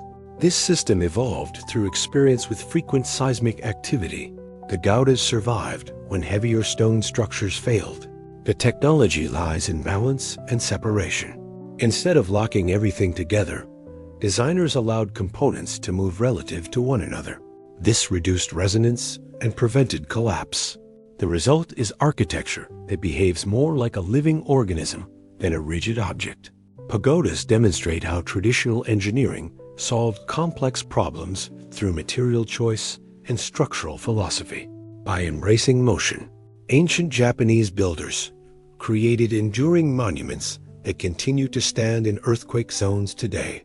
The Nazca lines were made with simple tools, yet spanned desert miles across the Nazca Desert. Enormous figures were created by removing dark surface stones to reveal lighter soil beneath. The technology was not heavy machinery, but planning, surveying, and consistency. Lions run straight for miles, maintaining direction across uneven ground. This required sighting methods, alignment points, and disciplined execution over long distances. Small stakes and cords could establish straight paths, but only if the system was repeated carefully. The desert environment helped preserve the work, yet the initial creation demanded coordination and purpose. Figures were scaled so large they could not be seen fully from the ground, suggesting design thinking beyond immediate visibility. This is landscape engineering without engines turning emptiness into message. The achievement lies in control of space and proportion rather than force. The Nazca lines show how technology can be procedural, relying on geometry, teamwork, and patience to transform terrain into design. Stone spheres in Costa Rica hint at lost methods of perfect shaping. Nearly perfect stone spheres, some weighing many tons, were shaped and transported without metal tools or modern machinery. Their precision suggests controlled abrasion grinding and repeated measurements rather than carving alone. Achieving symmetry required checking curvature, constantly correcting high points, and working evenly across the surface. Transport posed another challenge, since moving heavy spheres intact demands planning and coordination. The technology is not preserved in writing, only in results. That absence fuels debate because the process vanished while the objects remained. These spheres may have served symbolic social law organizational rules, but their manufacture alone represents advanced stone working skill. Precision at this scale is difficult even today without powered tools. The spheres demonstrate how expertise can exist without leaving instructions. When materials specialists or traditions disappear, techniques vanish quietly. What remains is evidence of mastery, without explanation, reminding us that technology can outlast understanding. The Piri Rise map fuels debates about ancient mapping knowledge drawn in the early modern period, but incorporating older sources. The Piri Rise map shows coastlines with surprising accuracy. Its creator referenced earlier charts, some attributed to ancient traditions now last. The technology behind it is compilation. Multiple maps, perspectives, and measurements were reconciled into a single representation. This required judgment, scaling, and projection choices rather than simple copying. Some features appear advanced for their time, prompting debate about the sources used. Whether extraordinary or coincidental, the map demonstrates how cartographic knowledge accumulates across cultures. Mapping is a technology of trust. Sailors rely on it to risk lives, and cargo errors matter. The Piri Rise map shows that navigational information could survive through transmission, even when original methods were forgotten. It also shows how fragile the chain can be. When knowledge fragments, later generations inherit puzzles rather than explanations. Rumors of a sakura bird suggest gliders, though evidence stays uncertain. A small wooden object found in Egypt resembles a bird with fixed wings and a vertical tail. Some have suggested it function as a glider model, while others see it as symbolic or decorative. The debate itself highlights how interpretation shapes technology. Narratives for flight stability, lift, and balance matter, and the object shows some relevant features but lacks others. Without contextual tools or documentation, certainty remains elusive. The technology question here is experimental thinking. Ancient cultures observed birds closely, and attempts to imitate flight appear in many traditions. Whether functional or symbolic, the object reflects curiosity about controlled movement through air. It also shows how artifacts can invite modern projection. Not every shaped object is a machine, yet even speculative cases remind us that ancient people explored ideas boldly.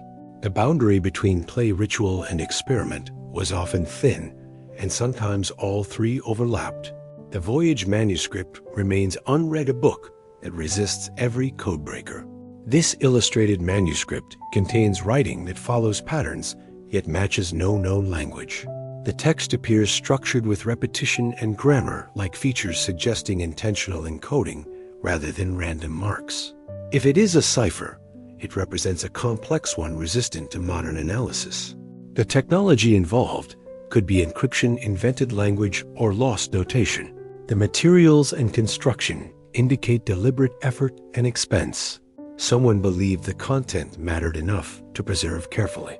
Whether medical, astronomical, or fictional, the manuscript demonstrates information, protection beyond secrecy. It also highlights fragility. When a knowledge system loses its community of readers, it becomes noise. The Voynich manuscript stands as a reminder that writing alone does not guarantee understanding. Technology can preserve form while losing function. A book can survive centuries, yet become unreadable. Showing her meaning depends on shared context.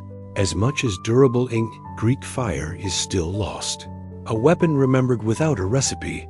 Greek fire burned on water and terrified opponents, yet its formula vanished. The weapon relied on a combustible mixture projected through devices that controlled flow and ignition. Secrecy was central to its power. Knowledge was restricted, likely transmitted orally within a narrow group. When that chain broke, the technology disappeared. This shows how vulnerability arises when expertise concentrates too tightly. Without documentation or distributed training, even effective systems can vanish. Greek fire combined chemistry, mechanics, and tactics into one coordinated weapon.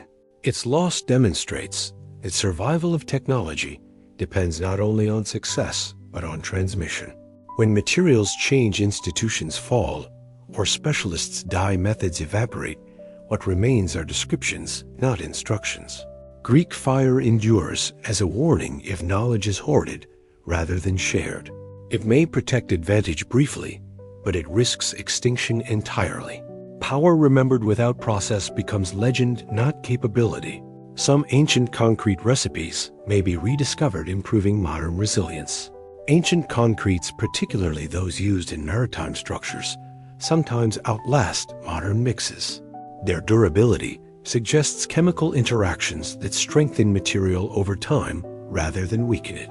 Studying these recipes involves analyzing mineral composition, aggregate choice, and curing environments. The technology was empirical, refined through observation rather than theory. Builders noticed what survived and repeated it. Modern science can identify why these materials behave differently, but rediscovery requires translating ancient practice into modern production. This is reverse engineering across centuries. It highlights continuity between past and present engineering. Ancient solutions were not primitive guesses. They were functional responses to real demands. When materials, climate, and purpose align, longevity follows. Rediscovering these methods could improve sustainability and resilience today. It also reframes progress. Innovation is not always linear. Sometimes advancement means looking backward, understanding lost processes, and adapting them thoughtfully rather than reinventing from scratch. A single artifact can rewrite timelines when it does not fit. Occasionally, an object appears where it should not, using materials or techniques unexpected for its context. Such artifacts challenge established chronologies. The technology itself may not be advanced universally, but it reveals capability earlier than assumed. This forces reassessment of trade knowledge, exchange, or independent invention. Dating errors, contamination, or misinterpretation must be ruled out carefully. When confirmed implications ripple outward, timelines shift, assumptions weaken. This demonstrates how fragile his historical narratives can be. When built on limited samples, technology leaves uneven traces. Some tools survive while others vanish. A single find can represent widespread practice or rare experimentation. Either way, it expands possibility. Archaeology advances not only by accumulation, but by contradiction. When evidence does not align, understanding must adapt. Such artifacts remind us that history is provisional, shaped by discovery, and that technological capability often precedes recognition by centuries. Lost technologies often vanish quietly when specialists and materials disappear. Most technologies do not end dramatically. They fade when supply chains break, training stops, or raw materials become scarce. Without practitioners, maintenance fails. Without maintenance, systems degrade. Eventually, only fragments remain. This quiet loss explains why some effective methods vanish without record. Written instructions may never have existed, or may depend on assumed knowledge now gone. Technology lives in practice as much as objects. When practice ends, understanding follows. Lost technologies remind us that preservation requires continuity, not just invention. They also reveal resilience limits. A system may work brilliantly under specific conditions, yet collapse when context shifts. Recognizing this helps explain gaps in the archaeological record. Absence does not equal ignorance. It may reflect fragility rather than failure. Lost technologies are not always inferior. They are often victims of disruption. Understanding that helps modern societies appreciate how dependent progress is on sustained knowledge transmission. Every excavation can reveal new machines, reminding us the past was inventive. Archaeology regularly uncovers devices that complicate assumptions about ancient capability. Water systems, lifting machines, measuring tools, and production equipment emerge from soil unexpectedly. Each discovery adds texture to the past, sharing practical problem-solving rather than mythic simplicity. Technology was shaped by need, environment, and available materials, not by a lack of imagination. Excavation is itself a technological process, combining careful removal with analysis. What is found depends on where we look and how deeply. Many machines were built from organic materials that decay, leaving only indirect evidence. This means invention is underrepresented, not absent. Each new find challenges narratives of linear progress. The past was not waiting to be modern. It was actively experimenting. Excavation reminds us that ingenuity is a constant human trait. Beneath ordinary ground may lie evidence that reshapes how we understand capability, creativity, and the long arc of technological thought. As we reach the end of our journey tonight, it's worth letting the mind drift back over what we've seen. Not as a list, not as details to hold on to, but as a quiet landscape. Ancient hands shaping stone and wood, firelight glinting off metal tools, ink drawing on pages, wheels turning, ropes tightening, water flowing where it should not naturally go. Again and again, across centuries, people solved problems with patience, observation, and imagination. They build machines not to impress the future, but simply to live, to heal, to travel, to remember. And now those inventions rest buried in sand, locked in ruins, preserved in fragments and stories. You do not need to keep them all awake in your mind. They can settle like artifacts placed gently back into the earth. Let the sense of wonder remain, but allow the details to soften and blur as if viewed through warm lamplight. If you're still awake and feeling curious, there will be another gentle video waiting for you, ready to carry you onward through another quiet chapter of history. And if you've enjoyed drifting through this one, you might consider liking the video, subscribing, or leaving a soft thought below. It helps these stories find their way to other curious minds, wandering toward rest. But for now, there is nothing more to do. Let your shoulders sink like you're breathing slow. Allow the weight of the day to ease away as the past grows quiet and distant. Sleep well and good night.